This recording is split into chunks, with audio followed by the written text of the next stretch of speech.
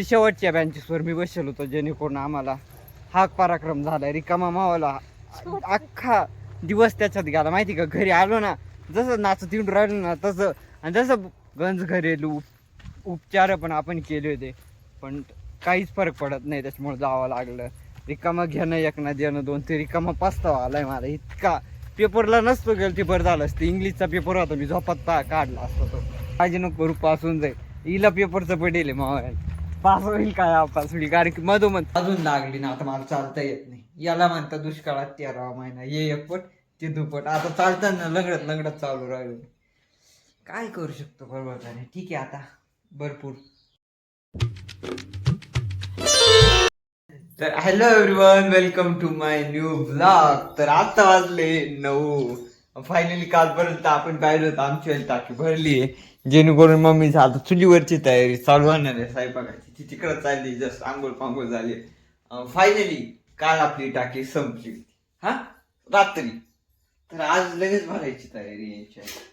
लगेच कुठून ना कुठून जुगाड लावला, कोणाला टाकी फायनली आज भरून आणायची. सगळं होईल, पण घरात सगळं नसलं चालत, पण गॅसची टाकी पाहिजे. कारण की चुलीवर पहिल्यासारखे दिवस नाही राहिले. पण आता प्रत्येकाला गॅसवर स्वयंपाक करायचा आहे. मला अजून आठवतं ज्यावेळेस आमचं या घराचं काम नव्हतं करेल, पाठीमागे शेड होता.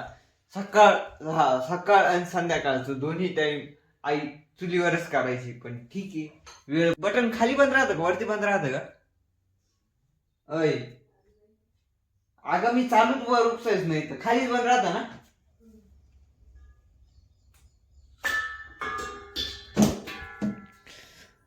रेग्युलेट गाडी आहे कोणाची?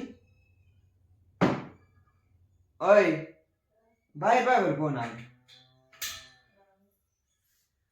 टाकी घेऊन तिकडं जा, त्याच्या संग काढून दे मला.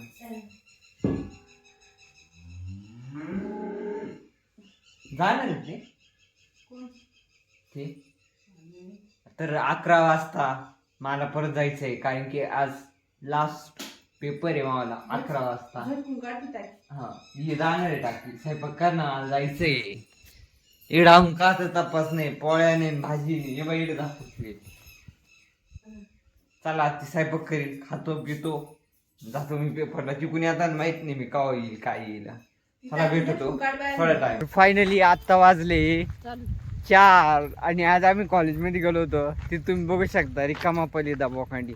खालच्या खिडकीतल्या खालच्या खिडकीत आहे ना मधाची पोळी होती. खालच्या पोराने उठवलं, आमचा पेपर चालू होता. ते मग सगळं आमच्या खिडकीतून आलं डायरेक्ट आमच्या वर्गामध्ये. शेवटच्या बेंचेसवर मी बसलो होतो, जेणेकरून आम्हाला हा पराक्रम झाला. रिकामा मावाला अख्खा दिवस त्याच्यात गेला माहिती का. घरी आलो ना, जसं नाचत येऊन राहिलो ना तसं, आणि जसं बसलो होतो तरी पण संध्याकाळी जावंच लागलं आम्हाला.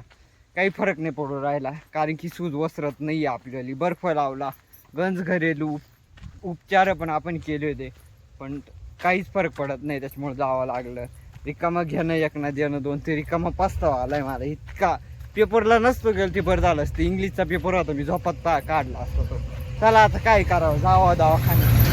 आलोय रस्त्यात, इकडं बॅकग्राऊंड नॉईज येऊ राहिली. गावामध्ये आलो होतो पोरांनो, याच्यामुळे ना डायरेक्ट पूर्ण अंगाला नुसते असे खवलं पडेल. वार्षिक नव्हते पेपर लिहिले मी, काळजी नको करू, पास होऊन जाईल. हिला पेपरचं पडेल मावायला, पास होईल काय पास होईल, कारण की मधोमध पेपर चालू होते तेव्हाच येऊन आम्हाला चालू होते. मावळ पेपर होईल होता, पासिंग पुरतं तरी लिहिले मी. बसण्यात प्रयत्न केला होता, पण वाचकाच इतका घाण येत होता, डायरेक्ट उठूनच आलो. मग तेवढं मॅडम कधी होऊन टाकला.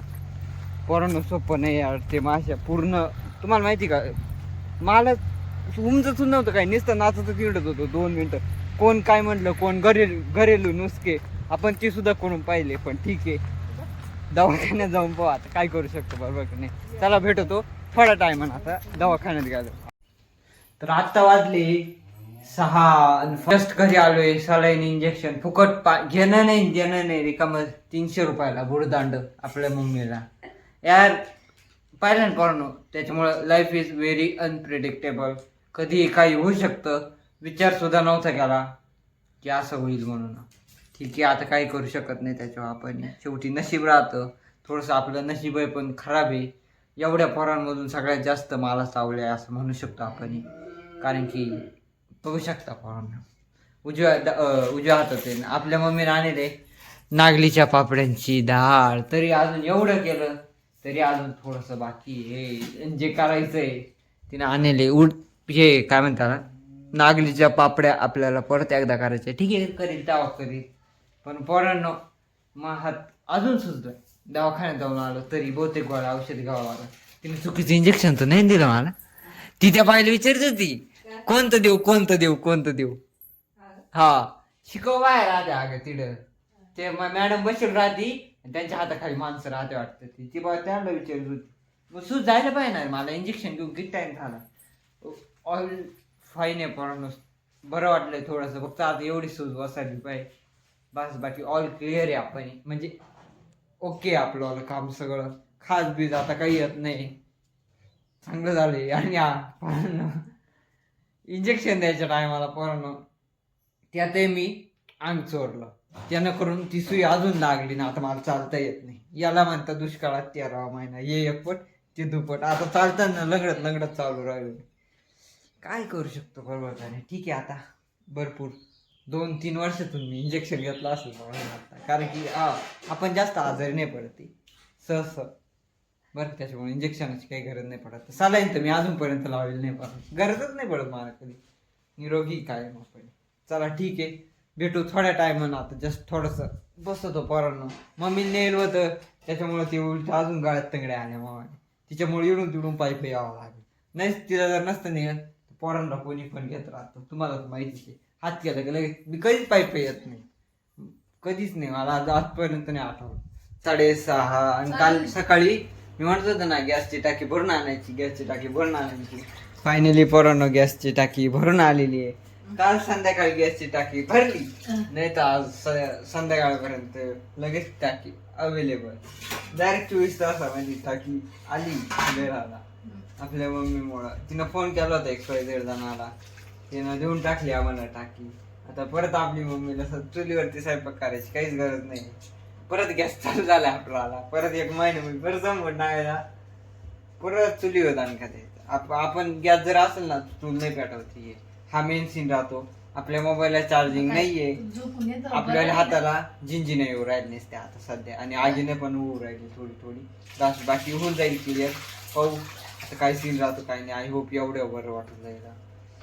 अवघड खेळ झाला आपल्याला थोडासा. ठीक आहे मोबाईलला चार्जिंग नाही आहे 1% आहे फक्त. तेवढं मी ब्लॉग बनवून राहिलो. तर या ब्लॉगला मी इथेच एंड करतो. इथं जर पाहिलं असेल तर लाईक करा. चॅनलवरती नवीन असेल तर सबस्क्राईब करा. भेटू आपण उद्या सकाळी 8:30 वाजता मोकळ्या मनानं. आपल्याला पण थोडासा सपोर्ट करा. नक्की सबस्क्राईब करा.